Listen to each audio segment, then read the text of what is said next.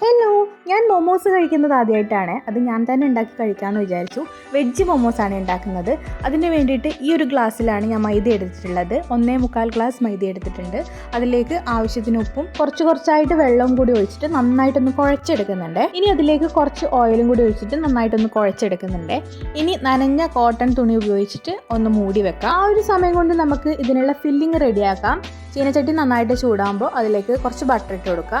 ഇനി ചെറുതായിട്ട് ചോപ്പ് ചെയ്തിട്ടുള്ള ഇഞ്ചിയും വെളുത്തുള്ളിയും പച്ചമുളകും അതിലേക്ക് ഇട്ട് കൊടുത്തിട്ട് നന്നായിട്ടൊന്ന് വഴറ്റിയെടുക്കുക. ഇനി ഇതിലേക്ക് വളരെ ചെറുതായിട്ട് ചോപ്പ് ചെയ്തിട്ടുള്ള ഉള്ളി ഇട്ട് കൊടുക്കുക. എന്നിട്ട് നന്നായിട്ടൊന്ന് വഴറ്റി ചെറുതായിട്ട് ഗ്രേറ്റ് ചെയ്തിട്ടുള്ള ക്യാരറ്റും പിന്നെ ചെറുതായിട്ട് കട്ട് ചെയ്തിട്ടുള്ള ക്യാബേജും കൂടി ഇട്ടിട്ട് നന്നായിട്ടൊന്ന് ഇളക്കിയെടുക്കുക. ഇനി അതിലേക്ക് ആവശ്യത്തിനുള്ള ഉപ്പും പിന്നെ കുറച്ച് കുരുമുളക് പൊടിയും കൂടി ഇട്ട് കൊടുത്തിട്ടുണ്ട്. പിന്നെ നമ്മളിതിലേക്ക് ആഡ് ചെയ്യുന്നത് പനീറാണ്. പനീർ ഒന്ന് പൊടിച്ചിട്ട് ചേർത്ത് കൊടുത്തിട്ടുണ്ട്. പിന്നെ 1 ടേബിൾ സ്പൂൺ ടൊമാറ്റോ സോസും കുറച്ച് സോയാ സോസും കൂടി ഒഴിച്ചിട്ടുണ്ട്. ഇനി നമുക്കിതിനുള്ള ചട്നി കൂടി ഒന്ന് റെഡിയാക്കാം, ടൊമാറ്റോ ചട്നി. അതിന് വേണ്ടിയിട്ട് ഒരു തക്കാളിയും 2-3 വറ്റൽമുളകും പിന്നെ കുറച്ച് വെളുത്തുള്ളിയും കൂടി നന്നായിട്ടൊന്ന് വേവിച്ചെടുക്കാം. അതിന് ആ ഒരു സമയം കൊണ്ട് നമുക്ക് ആ ഒരു മാവ് പരത്തിയെടുത്തിട്ട് റൗണ്ടായിട്ടൊന്ന് കട്ട് ചെയ്തിട്ട് ഈ ഒരു കിഴി പോലെയാണ് ഞാൻ ചെയ്യുന്നത്. നിങ്ങൾക്ക് ഇഷ്ടമുള്ള ഷേപ്പിൽ ചെയ്തെടുക്കാം.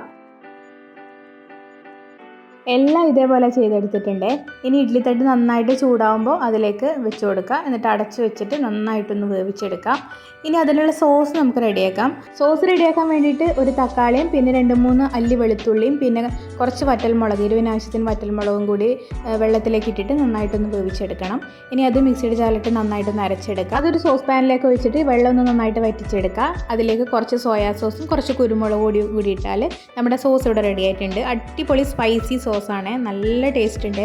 അപ്പോൾ ഒന്ന് ഉണ്ടാക്കി നോക്കണേ. ലൈക്ക് ചെയ്യുക, ചാനൽ സബ്സ്ക്രൈബ് ചെയ്യുക.